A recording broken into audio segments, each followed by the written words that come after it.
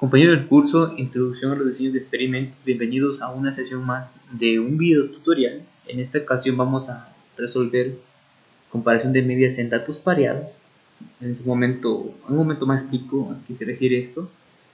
En este caso nos enfocaremos a la resolución de un ejemplo y mostrar este ejemplo cómo resolverlo en R también.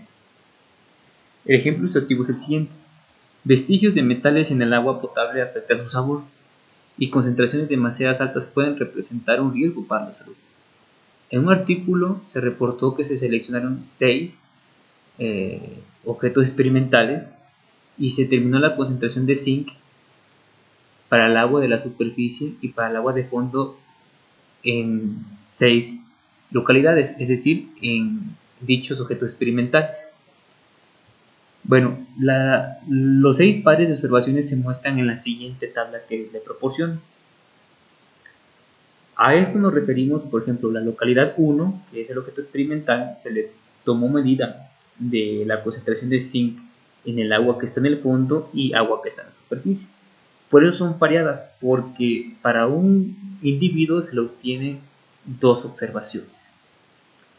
Entonces, la pregunta es, ¿sugiere esta información que el verdadero promedio de la concentración en el agua del fondo excede al agua de la superficie? Aquí se muestran los datos y se tienen 6 réplicas, fondo y la superficie para la localidad 1, fondo y la superficie. Bueno, la variable de respuesta es la concentración de zinc. En la localidad 3 se tiene en el fondo su respuesta en concentración de zinc y en la superficie también su determinada concentración de zinc. A la derecha se muestra una gráfica que se tiene, o muestra la diferencia del fondo, de la concentración de zinc en el fondo y la concentración de zinc en la superficie para cada localidad. El contraste de hipótesis es el siguiente. En la hipótesis nula establecemos que el promedio de las diferencias es igual a 0 contra la alternativa que el promedio de las diferencias de concentración, en este caso en el fondo y en la superficie, excede a 0. Calculamos el estadístico de prueba, su versión estándar de dicho estadístico, y calculamos el t.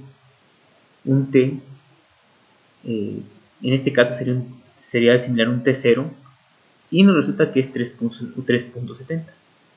Y calculamos un t de tablas, que en este caso es de una sola cola, t de 0.01 con 5 grados de libertad, y nos da 3.65.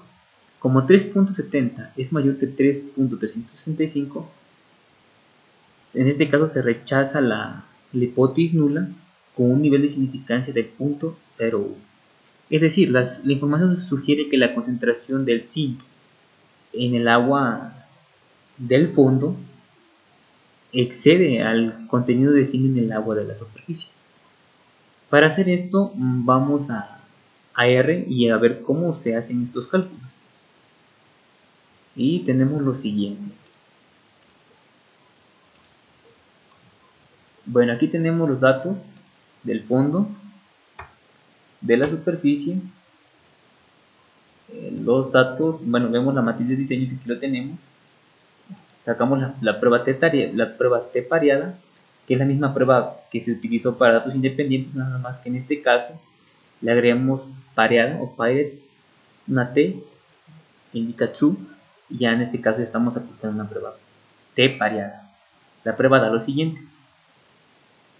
El estadístico de prueba da un valor de 3.69,